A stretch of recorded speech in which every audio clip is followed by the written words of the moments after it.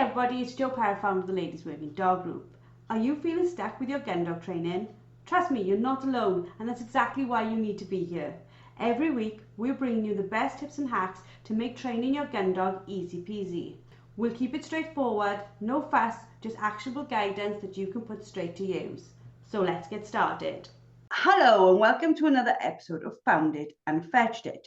This week we're going to talk about our dogs being ahead of the game, and we're going to talk about anticipation in our dogs. Speaking with me this week is LWDG group experts Samantha Thorneycroft-Taylor and Claire Denyer. How are we both today, ladies? Really good, thanks, Jo. How are you? I'm enjoying the sunshine. And Claire, how are you feeling? Yeah, also enjoying the sunshine. It's lovely to not be getting wet. So yeah, really good, thank you. I think there is a British trend to talk about the weather, but I think right now we are allowed to do it because we've had so much bad weather. It is definitely worth being excited about the good stuff. It's also worth being excited about this podcast because I think when we said about talking about this, I was like, okay, I don't really understand how that's going to be a podcast. But the more we're going to look at it, I think the more people will understand how important this is to their dog training. So can we start by talking a little bit about explaining what we mean by anticipation in dogs, like the signs of it and what the effects of it are? So this podcast does lead on quite nicely from a previous podcast that we did on patterns of behaviour in dog training, because some of the behaviours that we see that we would say is the dog anticipating something are stemming from patterns in behaviour, a history that's brought up in the dog's mind, that then what we see is, oh, the dog's, why is the dog doing this? They're anticipating this is happening. And it's because of, very often because of the history of patterns that have built up, that the dog is anticipating things. So a really simple example of dogs anticipating is, let's just take in retriever training, when you're doing a walk up and the dogs are being expected to walk to heel in a lineup and stay in a nice neat heel position. But some people in the early part of training really struggle with the heel work because your dog's already anticipating. They know that what comes next is a shot and a retrieve out front or to the side or sometimes behind. So the heel work has become a lead up to them anticipating an exciting retrieve.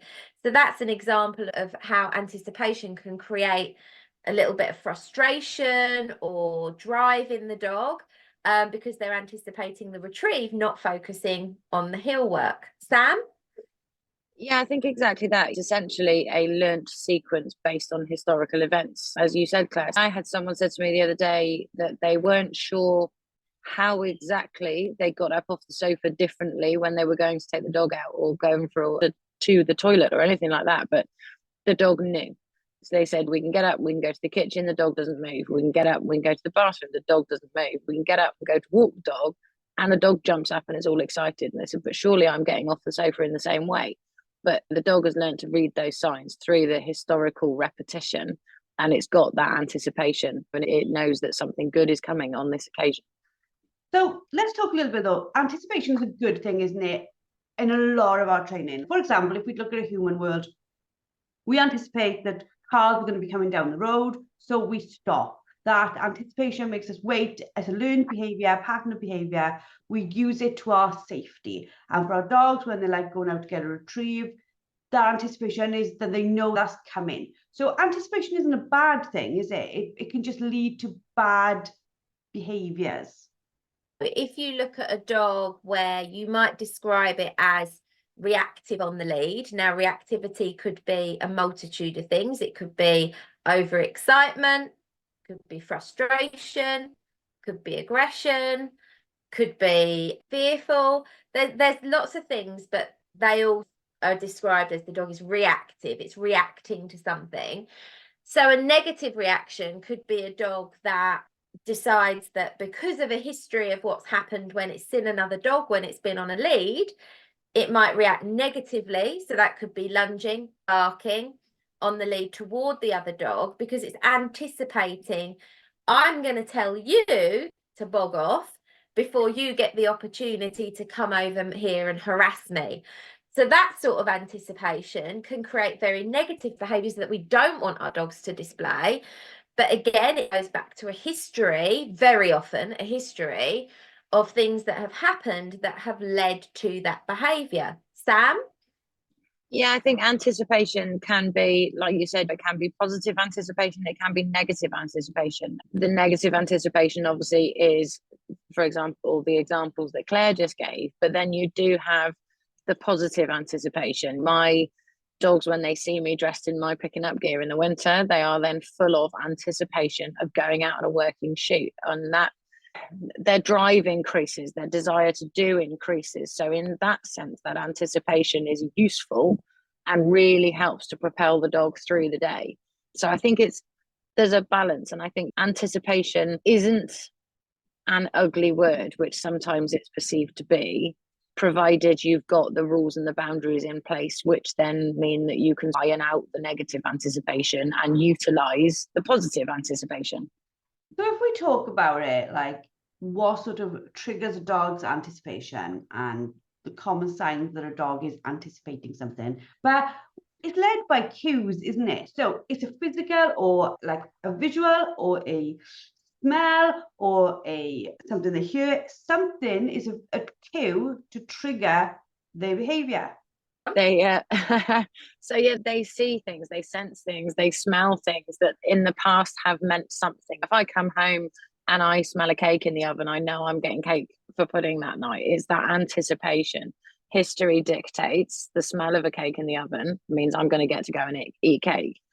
History dictates for the dog, if they see you picking up your whistle or your lead, they're going to get a walk. It also dictates if they have had success in their mind by shouting at other dogs passing by, then and the other dog has left, then they're probably going to repeat it again. So it's reading the signs and signals of the environment, the people around them and the animals around them, and then in turn us reading the signs and the signals of the dog. Fear can be really brought on by a pattern of things that have happened, and like you said, Joe, cues that give that away, behaviors that we do, the environment we're in, a certain smell. So when you're working with dogs who maybe have a negative association with something in life, whatever that might be, that could be triggered by a smell. So I worked with a behavior case a few years ago. It was really interesting. And we couldn't work out why this dog had a fear-based aggression towards specific things, and we were trying to get to the root cause of it so that we could really help the dog grow in confidence. Anyway, it turned out it was the smell of alcohol that was the trigger, because the person that was connected to what had happened in the past had drunk a lot. Okay, so the dog would smell alcohol and start to behave fearfully because of that. So that anticipation came from a smell that the dog was picking up on, rather than a specific place or a sound. All of those things could do that, but in this case we got to the bottom of it eventually, and it was the smell of alcohol. And how crazy is that the dog anticipated a bad experience based on that smell? That just, at the time, I was so relieved we finally got to the bottom of it. But it took such a long time, because we were like, okay, so it's not clothing, it's not movement, it's not there. And we were like, where is this going? And we had to really think and delve really deep. So I think we can so often just see a behavior and want to tell the dog off for it or praise them for it if it's positive, but we don't often think hard enough about where the dog has learnt that from, and so then why it's anticipating things. And you're thinking, why are you behaving like this?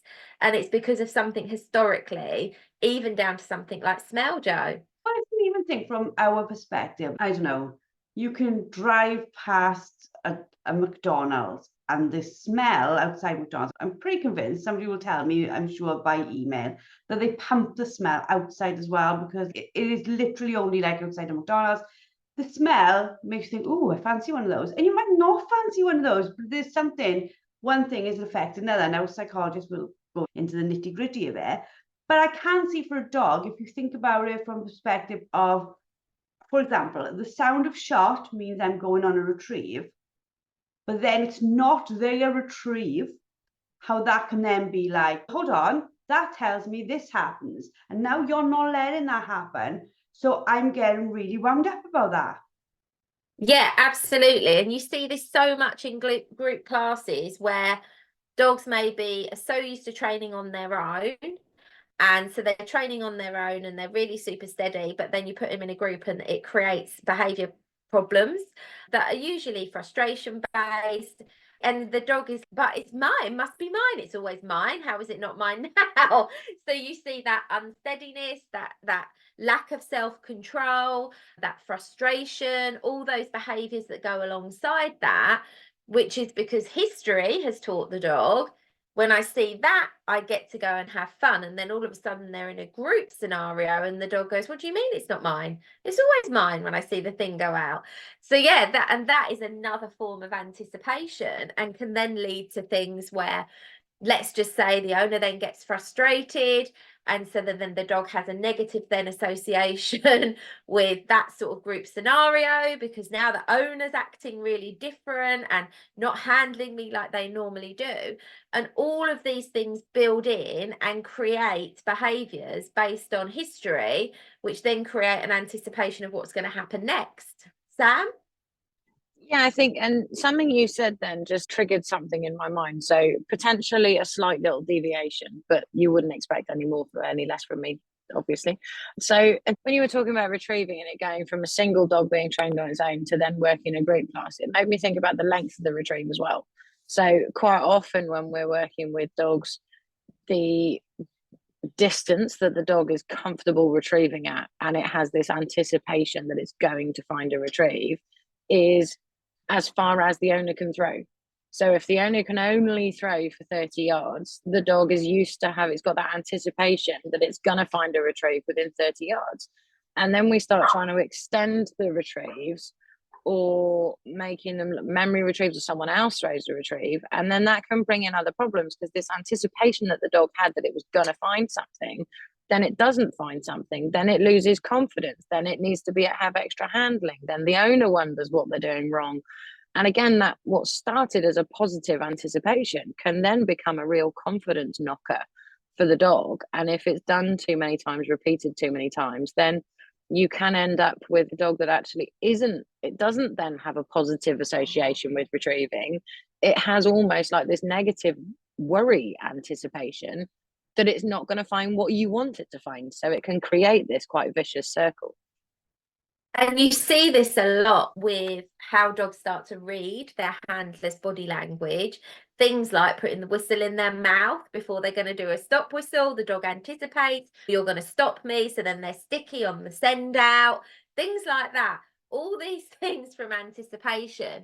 And when I'm working with clients with spaniels, and maybe we're working on handling, and I explain that very quickly they've got to get their hands out of the equation in hunting, because then the dog is just looking at the handler, anticipating that they're going to tell them with their body language, with their hands or arms, where the dog's meant to be going, when actually the dog should have its nose down and the dog should be doing the job and working through that, whatever the ground is, whatever the cover is that they're working through.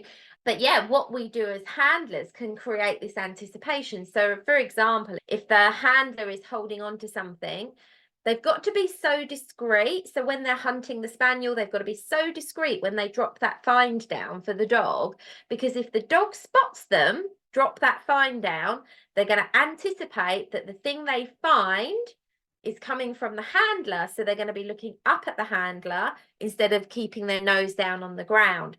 So all of these things we do create anticipation in the dog's mind, whether that's positive or negative towards our goal. And so it's being really mindful in that moment. We saw an example, or I saw an example, I'm sure Sam will back me up. In Sam's scary training day for our members, we were doing a long retrieve. It was like literally in a fenced off, narrow run. And every dog saw the dummy go down, without a doubt. Before Sam let them go, or let their owners let them go, they could see the retrieve. And loads of them would run out like a little bit, like probably about 30 yards, and then turn and go, oh, do you want me to go further than I normally go? It was so fascinating to watch, because I was like, every single one of these dogs has seen that dummy go down without a doubt. They've all marked. But yeah, it's just that example, like you just said, they were looking then, Claire, to the handler for that reassurance. Do you want me to go further than I normally go now here? Exactly that, Joe. Do you want me to go further? But also, the majority of the time, we train our dogs, just us and our dog. And then you go to a training environment, either one-to-one with a trainer or group trainer, or an event like the Discovery Day that you just mentioned. And then there is another person that's throwing the retrieve. And a lot of dogs, they can't get their head around the fact that the retrieve hasn't come from their handler. Like Claire was saying earlier, the dog sees you drop something out while they're hunting, they're going to start looking at the handler. Those dogs that were going out, they were going out because they were sent out, and history dictates run out because mummy or daddy told me to, and I'll go and find something. And then they get partway through the retrieve and they go, this is further than usual, and there's a stranger over there. You haven't thrown this for me, so am I still going? So again, it's what started with this anticipation. I know what's going on. I've been sent for a retrieve. Then becomes a bit of a, I thought I knew and I'm now not so sure.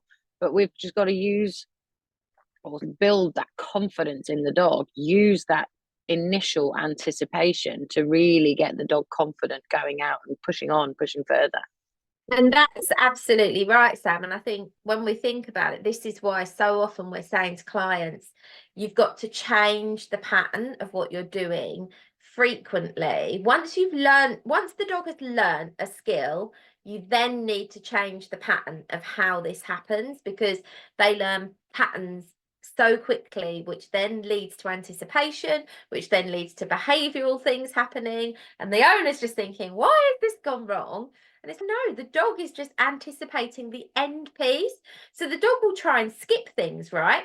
So if you think about the delivery of the dummy, when we're working with little beginner retrievers, we teach them to recall in, sit in front of the handler, then come into the heel position. At that point, the retrieves are probably all very informal, so just little game of fetch.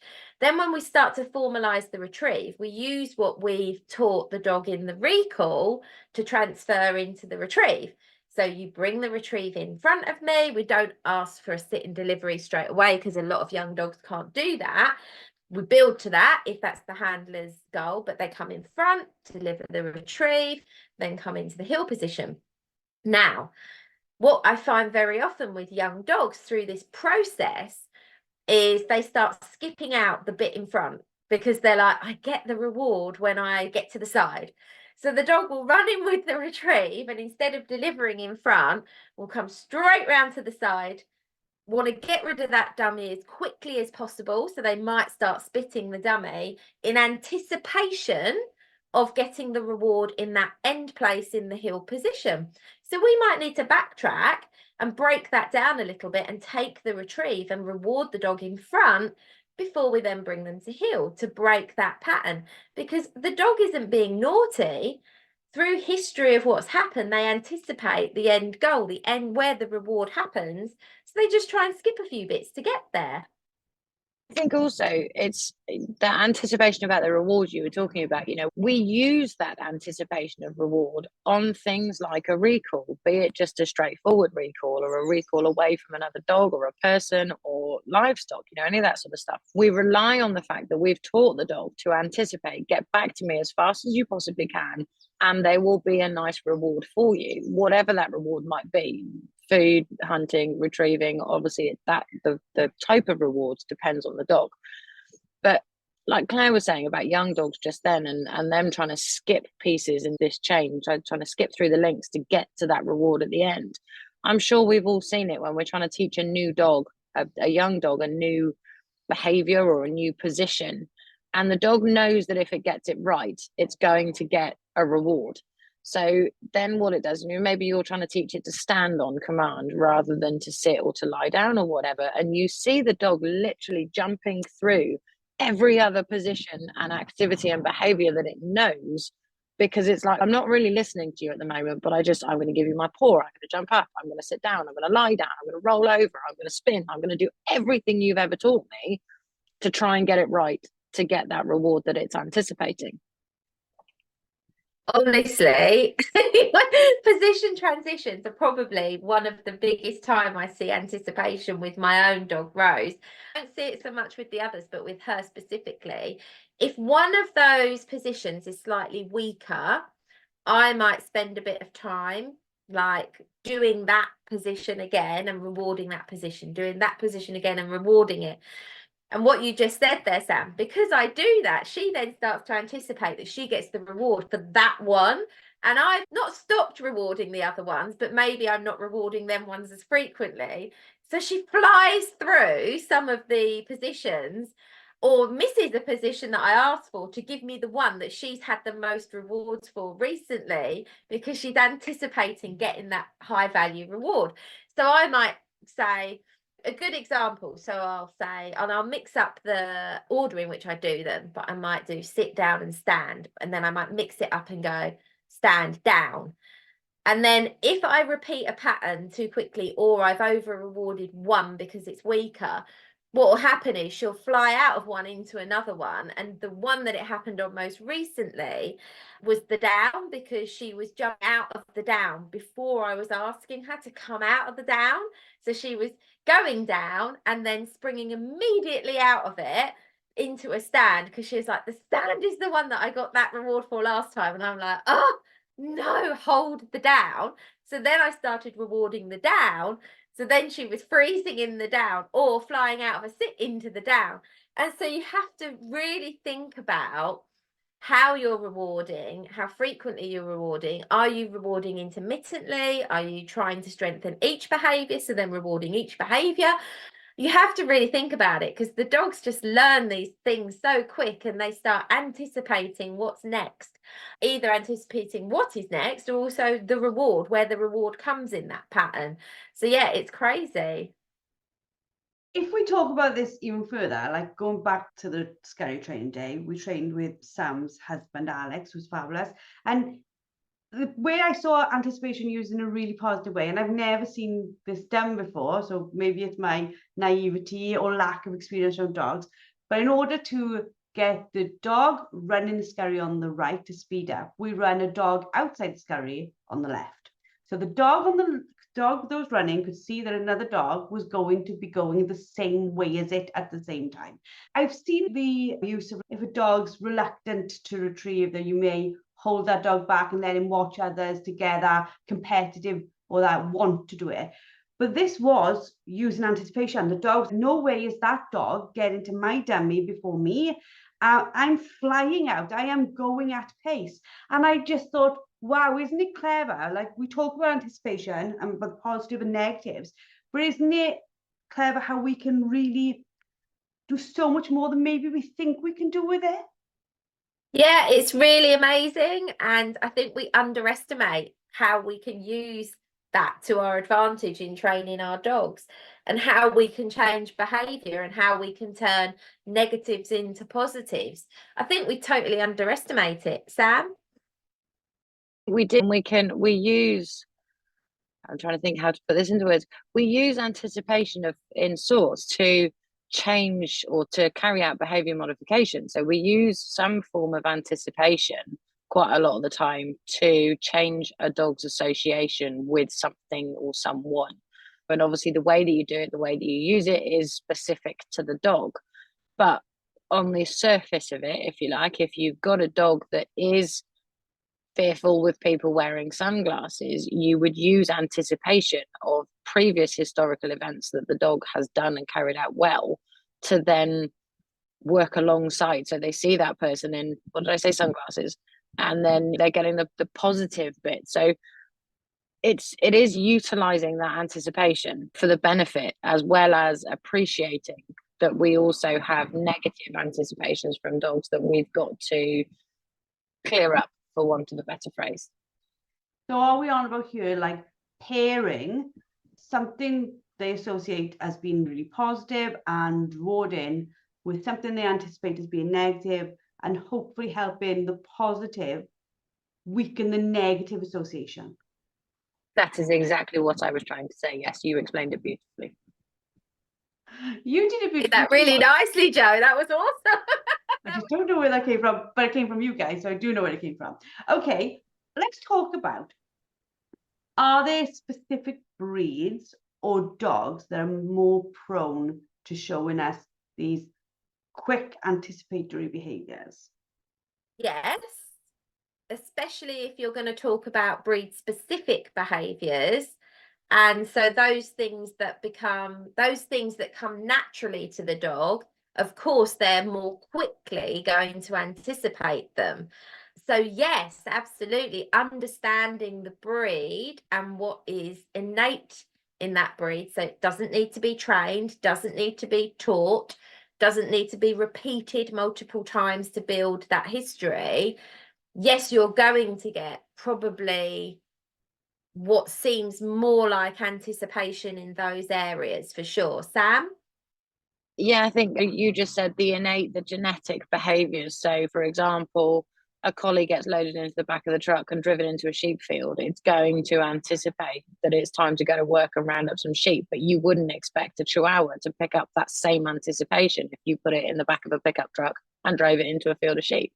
Are most of the time enjoy retrieving, so they anticipate, they see a dummy best and they want to go retrieving. Spaniels are very good retrievers, but they also love to hunt. So there are variations between the breeds, obviously, but I think definitely the breed specific anticipations will come in quicker than if you're trying to teach a dog a behavior that doesn't come naturally to it. More and more, if you look about breeding and what we're doing with dogs breeding, and we're mixing up breeds with other breeds, and we're breeding dogs very selectively to develop something. So the things that dog comes born with are just so innate. It really doesn't take anything for that then to become something the dog just does naturally. But I think people forget when they're putting specific breeds with other specific breeds, you've got to look at both sides of the coin, but you might get really positive strengths from one side and really negative things that maybe you don't want coming through from the other side. And so then in your training and understanding of that breed mix, you're going to be looking to bring out the things that you want more of and try not to do things that are going to bring out the things that you don't want more of. And so that's where our chains, our patterns can work in our advantage to create the right anticipations of the right things. I think I said that round the right way. And obviously try not to so using management as well as education to prevent the dog doing the things that we don't want the dog anticipating and doing more naturally. Does that make sense? Yeah, definitely. And I suppose the more we are aware as a handler what anticipatory behaviour is going to do for our dogs, the more we have to be aware of, is this something I want them to do every single time or not? So for example, I can always remember, we've mentioned before, my dad would set a dog up for retrieve left or right, and then he'd always do this like stupid little dance, right? Like I used to, then I used to get cross with him. Now I would pay anything to see it again. But I know what he was doing. It wasn't that he wanted to dance with his dogs. He wanted the dog not to be that he was going to anticipate which way he's going to go just from a lean of his body. He wanted the dog to wait till he actually made the movement. In cases like that, I think we can use, if we are sensible, this behavior so much to our advantage.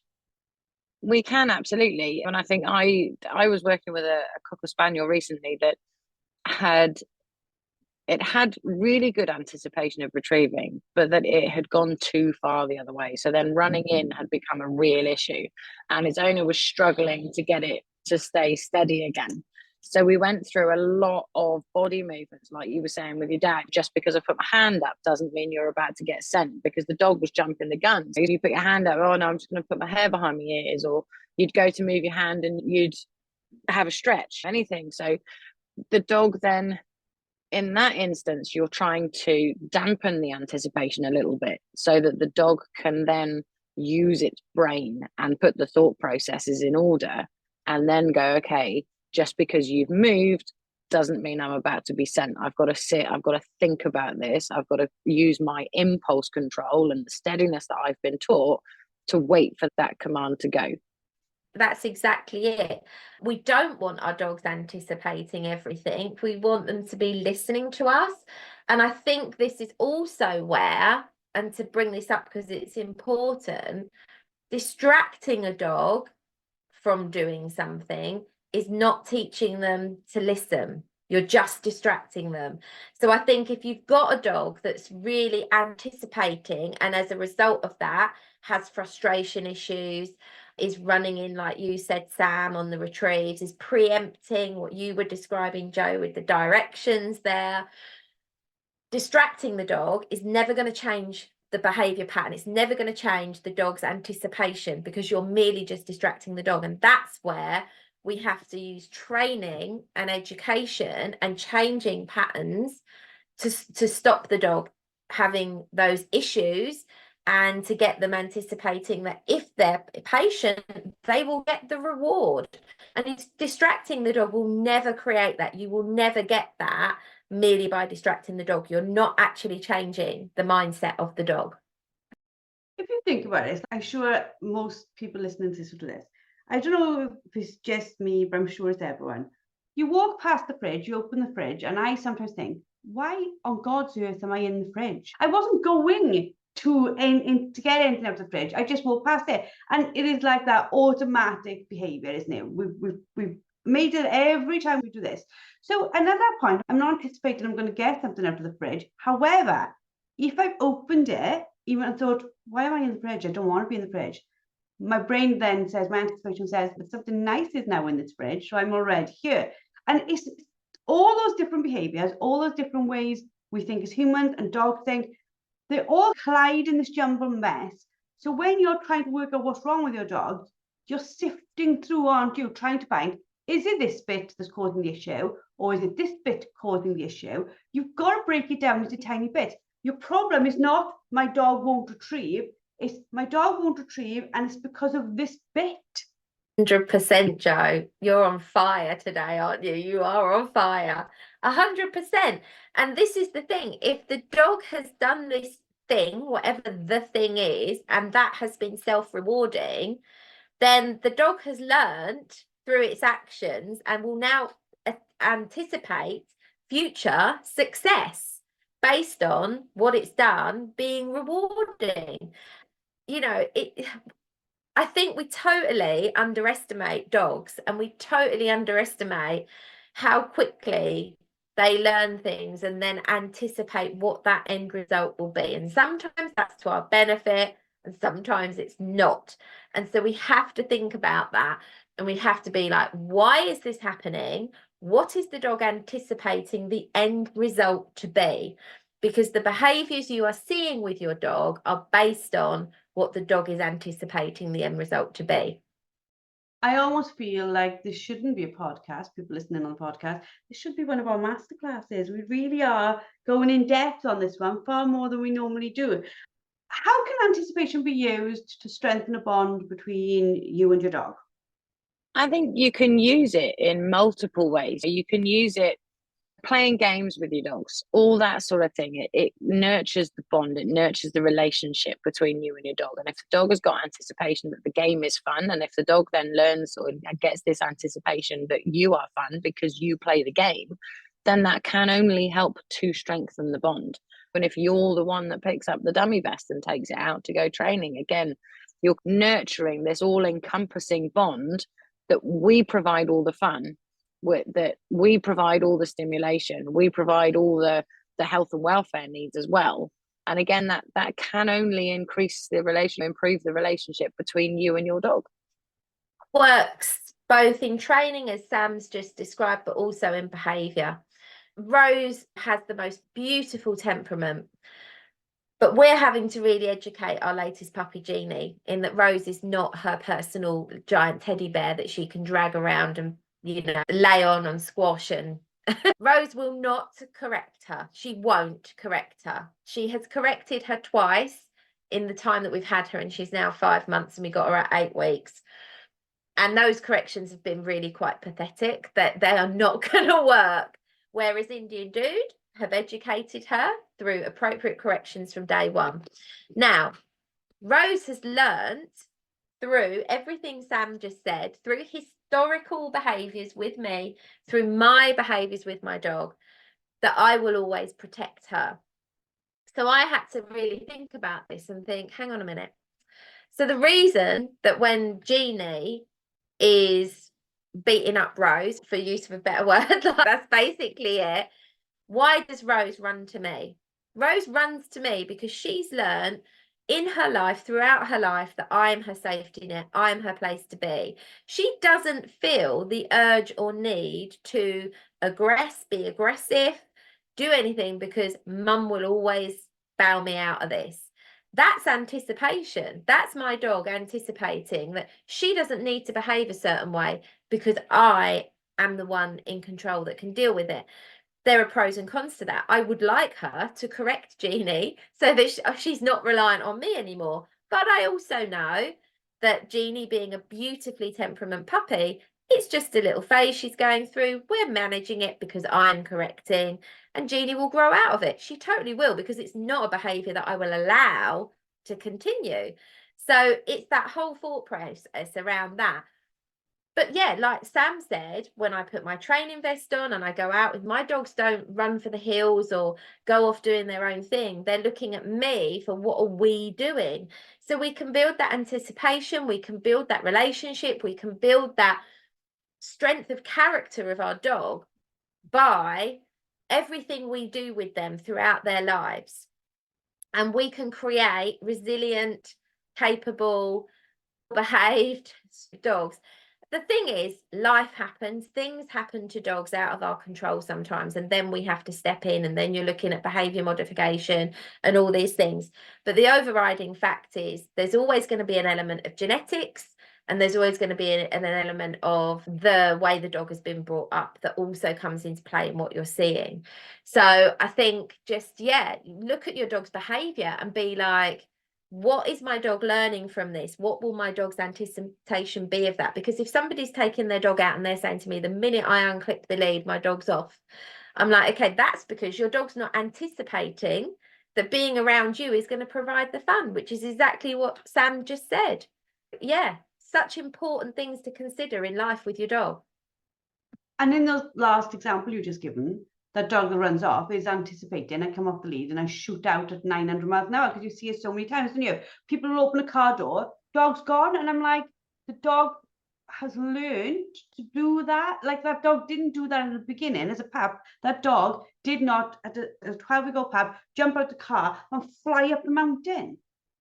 It didn't. And you often see that anticipation, or from our point of view, negative anticipation, when you're trying to get the dog to the point where you unclip the lead for it to leg it across the field, because that's often the stretch of heel work. Claire was saying earlier, the walked up situation, getting your dog along the road or along the path to the field is often one of the main struggles when I meet someone new. And it's that I often say to them, do you always let your dog off the lead at the same point? And I would say 9 times out of 10, yes, once we're in the field, we unclip the lead. And I'll say to them, just start changing that up a bit. You want to walk into the field, walk 50 yards, put the dog on the lead, or walk into the field, walk 20 yards, walk back out the field again, and then go back in and then let it off the lead. Change it around, change that pattern, the pattern of behavior that we've got in that instance, because it's human nature. Now I'm off the road and I'm in a safe place, I can let my dog off the lead. So the dog has got the anticipation of, I've got to get to the field as quickly as possible so that I can then leg it as quickly as possible. So they've not got that nurtured bond that we were saying about, that stay with mum and dad because it's fun. It even works down to in the house and things. Pick your car keys up, put them back down again. Pick the dog lead up, put it back down again. Put your shoes on, make a cup of tea. You're changing the anticipation that the dog has got. We still want the dog to have anticipation in certain events, but we don't want them to start doing cartwheels around the house just because we've put our shoes on and picked the keys up. We want them to be able to contain themselves until we say, right, now I'm ready and it's time to go. 100%. And I think what we hear often is people saying that my dog doesn't enjoy this or it finds this boring. Oh, we are in control of that. We're in control of this. And this is why when I do heel work and obedience with my dogs, I make it fun and I make it engaging, because I don't want the dog to go, you are really super boring, Mrs. Like Miss Owner here. You're really super boring. I want to go off and do my own thing because I have far much more fun out there. I want my dog to want to engage with me and want to be around me and do stuff with me. And that's how you create that dog that doesn't want to bog off across the field, by making what you do with the dog fun. And yes, that does have to include structure, rules, and boundaries. Of course it does. But the actual technical training needs to be fun, needs to be a reason for the dog to want to do it. And I think especially in Gundog training can be made to be so boring and so serious, and it can. And it's no wonder the dogs are anticipating, let me go get that flipping retrieve, because being around you, if you think about it, at working test for a retriever and for spaniels, okay, the spaniels are hunting in front, but the handlers aren't allowed to praise their dog during the test. They're not allowed to reward their dog during the test. So we have to make the training side of it valuable enough for the dog that when push comes to shove and we're in that test scenario, the dog has learned through a history that they're anticipating that at the end of this, it is going to be worth it. And I'm really sorry I can't praise you during this walk up because you're doing this immaculate heel work, but I'm not allowed to tell you that you are. But through history, we can teach the dog, keep it going, and you will be rewarded at the end. So as soon as that test's over, your lead is back on and you can play with your dog and tell them they did a great job. But I think so if you look at a lot of the other dog sports, the owners are quite engaging with the dogs throughout them. Whereas in Gundog training, people get too serious too quick, or too serious in the wrong moment. And in training, we should be teaching the dog why they should be doing this in partnership with us, not off on their own. I really got very excited there. It's good to be excited. That's why we're passionate about what we do. And I just wanted to add in, you said about the working testing. I was asked a lot on the scary day at the weekend. So can I praise my dog? Can I be noisy? When we were talking about, I'm not going to give away too many things because we're hopefully going to do another one, speeding the dog up and being involved and being enthusiastic. And it was like, oh yes, because these aren't under test conditions. So in this scenario, you can be full of life and recalling them back and giving them loads of fuss and praise. And again, I think that can only help to increase the anticipation on future retrieves and in future training. So like you've just said, Claire, you want that reward history to be, or you want history to dictate that when dog has done something good, it's had a huge amount of reward for it, so that on those few and far between occasions where you cannot reward the dog, such as a working test or a field trial, the dog is going, okay, I'm going to keep going because I know that reward is coming at some point. I think it's about us not being scared in a training environment to make it fun and making us more exciting than the environment. But then when we go into, now we're just a working test, I don't do working tests, but if you go to a working test or if you go out on a shoot, you can be calmer and you can be more correct, shall we say. I hate saying that, but more correctly behaved, because the dog knows that you're still going to be fun when you get back to the training field. Exactly 100% it, Jo. That is it. Okay, to finish what has been yet again, like I said, masterclass, now podcast, absolutely brilliant. To finish, is there any way we can differentiate between positive anticipation and anxious anticipation? We've talked about both, how we can use it for us, how it can go against us. Is there a way for owners to be able to look at the dog and think, oh, they are not seeing this in an excited, let me out way. They're seeing this in a, I don't want to be in this situation way. So I think that sort of comes down to two things. One, reading your dog's body language, and two, asking yourself, is this what I want from my dog? And those anxious behaviors that come out from a dog, either they're trying to hide behind you or they're trying to be that aggressor, for want of a better word. They're trying to get that first bog off before the other one has a chance to do it to it. Then you're not going to enjoy it, and the dog's body language probably dictates it's not going to enjoy it. So as with most things in training and behavior, and it comes down, I think, to anticipation as well, if you as an owner are pleased with it and happy with it, then it's a good thing. If you as an owner are not finding it a pleasurable experience, and you can see from the dog's body language that the dog's not finding it a pleasurable experience, then it's not a good thing. Percent, Sam. And I think this is the thing. If your dog is displaying a behavior, whether it's an unwanted behavior or a wanted behavior, or unwanted but not necessarily bad, as in it's not aggressive, but it's maybe like running in, things like that. If your dog's doing any behavior, you have to bear in mind the dog is behaving that way. The ultimate reason is the anticipation of the end. So you've got to take a really good look at what the dog's doing and break that down.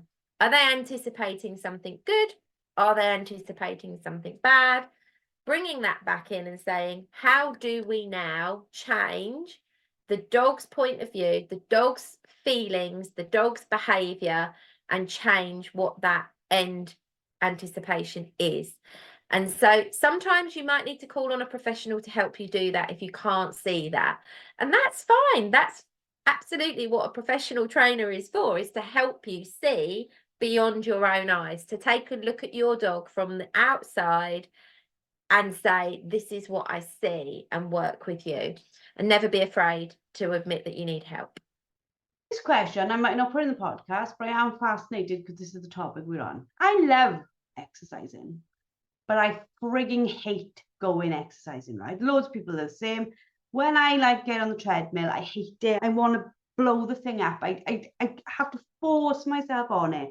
Within 15 minutes, I'm literally like bouncing, super excited. I come back in, I'm wound up. I absolutely adore it. Now, in my head, why can the anticipation of I'm going to feel like that at the end? I know I am. I love exercising. I cannot get over that anticipation at the beginning of, oh, I can't be bothered to do this. I don't want to do this.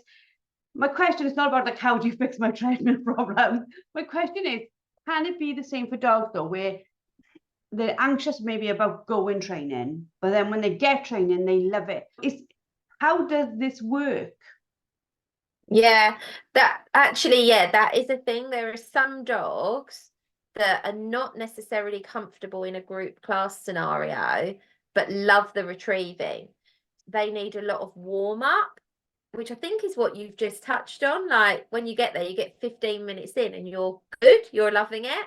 And I think for some dogs, group classes are like that. It might be that they feel intimidated in a group. It might be that they feel frustrated in a group. Whatever that is, it can take a warm-up time for that dog to get past that bit, to then anticipate the end bit being the bit they love to do. So yeah, that is actually a thing, Joe. It is a thing. And I think only through time and repetition will you change that. Do you think though, so when we see meaning but incorrect information like, oh, if your dog doesn't want to go do something, don't go do something, we're almost stopping them having the fun, aren't we? Because like I said, at the beginning, I really don't want to do it. But then when I start doing it, I love it. Sometimes you've got to battle through a little bit of that bit at the beginning. It would be no good for me, my health, my sanity, my emotional well-being, if every time I got really upset, Mark went, I'll scatter some Quality Street on the floor, and you can do that instead of going on the treadmill. The reality is he'll say, look, go on, once you get into the garage, so far away, once you get in the garage and get going, you're going to love it. And he almost like, not forceful with me, but he knows that the best result would be to get out there and do the work. So sometimes are we better, obviously we've got to read our dogs, but sometimes are we better knowing better and thinking, look, I know once you go and do this, and once you get through this bit, you are going to have the best time. Do we, rather than distract them, keep pushing them? Yes, ultimately. There are multiple ways of explaining this, but I think probably the easiest one is we know what the future holds, whether that's the immediate future, the 5-minute future, the 30-minute future. The dog doesn't know what is just around the corner. We make the decisions as to what we do on training, And we adapt our decisions in order to fulfill the dog's needs, but also how they're feeling and how we're feeling. But sometimes you've got to push that dog out of its comfort zone in order to then progress to the next level. So I think I'm going to say it, you can edit it out if you want to, but it's pushing the dog over threshold. Just momentarily maybe, and then bringing it back again, but just teaching the dog that they can manage in this situation. If they just go that little bit outside their comfort zone, then there is something good that happens. For me, it's very similar to when you first passed your driving test. The first time you drove on a motorway was probably really quite scary. But if you pushed yourself out of your comfort zone, you went on the motorway, even if you only did one junction and then got off and came back down a dual carriageway, you repeat that enough times and your anticipation changes. You're no longer at the motorway junction chewing your nails off thinking, oh my God, this is going to be scary. You're like, this is okay because a motorway is a faster road. It's a quicker route to my destination, which means I can have more fun sooner because I'm going to get there quicker. I agree entirely, Sam. And you said a word that I was going to say also. And I think this is the struggle when you've got people saying that you need to keep dogs under threshold and not put them under stress and let them have choice. As the responsible dog owner or trainer, it is down to us to decide that actually the dog needs to learn to cope with these things, that the dog will never improve if we don't put a little bit of stress on them. And we talk about eustress in some of our masterclasses and podcasts before, and the benefits of eustress for building resilience in a dog and teaching a dog that it can cope with more than it feels like it can cope with. And that it's so important to do that. If we want to progress our dogs and help them to become strong, resilient dogs, we have to be prepared to put them through a little bit of that to help them through. So yeah, Jo, absolutely. I'll definitely leave in there my admittance of having to be forced out of the door to actually get on the treadmill. But thank you, ladies, for another amazing podcast. It has been incredible. If you are listening and you have enjoyed, please subscribe, review. These things are really, really important in making sure that other people find us and we can help them too. Also, find us on Facebook. We are there, the Ladies Working Dog Group. Look for us on Instagram at Ladies Working Dogs. And hopefully we'll get to speak to you. Send us some emails. Send us what you want us to talk about next. And we look forward to speaking to you all next week. That's it for today's episode. A massive thank you for tuning in. Don't forget to head over to the LWDG and sign up for our membership. Get access to expert-led training, a wonderfully supportive community, and the resources you need to become a confident and skilled gun dog trainer. Let's take this journey together because no woman should have to train her gun dog alone. We'll see you all next week.